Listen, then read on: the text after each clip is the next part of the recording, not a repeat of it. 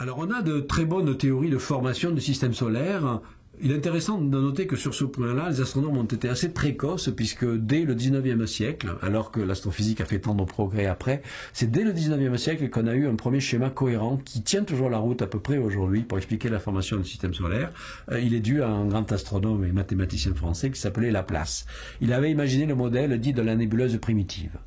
La nébuleuse primitive, c'est l'idée que, au départ, le Soleil et les planètes se sont formés à partir d'un vaste nuage de gaz et de poussière qui s'est mis en rotation et qui s'est essentiellement aplati, ou donc dans une sorte de disque où l'essentiel de la matière se trouve. Donc au centre du disque, il y a une grosse boule centrale qui se condense, qui finit par devenir l'étoile, le Soleil, et dans le disque protoplanétaire, initialement du gaz et des petites particules de poussière, la gravitation fait coller les petits grains entre eux et progressivement les planètes se forment dans ce disque et finissent par faire le vide autour d'elles et on trouve à peu près le système solaire d'aujourd'hui. Ça, c'était le scénario de Laplace. Eh bien, de façon très intéressante, ce scénario a été affiné et aujourd'hui est corroboré par tout un ensemble d'observations. D'abord, premièrement, on observe aujourd'hui, grâce au télescope perfectionné, des systèmes solaires qui se forment ailleurs dans l'univers.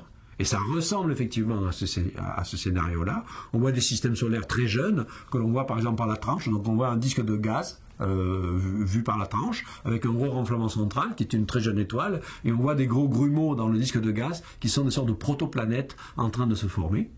Premier essai.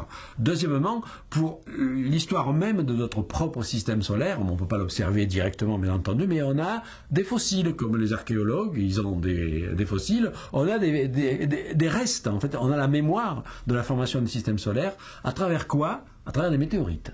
Certaines météorites qui tombent sur Terre se sont formées en même temps que les planètes. C'est-à-dire les grains qui les constituent se sont agglomérés en même temps que le Soleil et les planètes se sont agglomérées.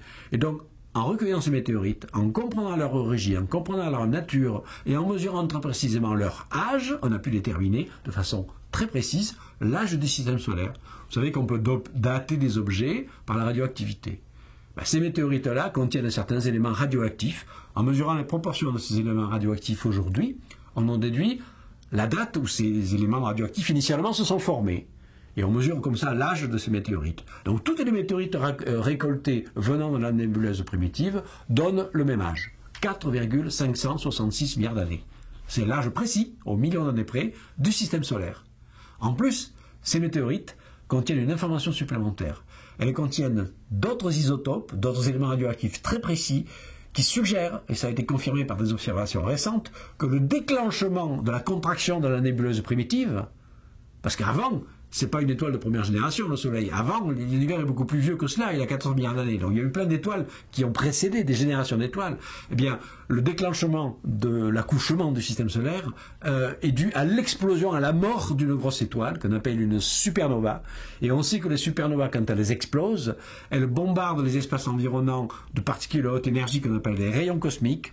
Lorsque ces rayons cosmiques frappent un grain de poussière interstellaire, il change sa composition chimique, il crée des isotopes très particuliers. Ces isotopes sont précisément trouvés dans les météorites en question. Donc on a aussi la signature que les géniteurs du système solaire, c'est une vieille supernova qui a explosé il y a plus de 5 milliards d'années.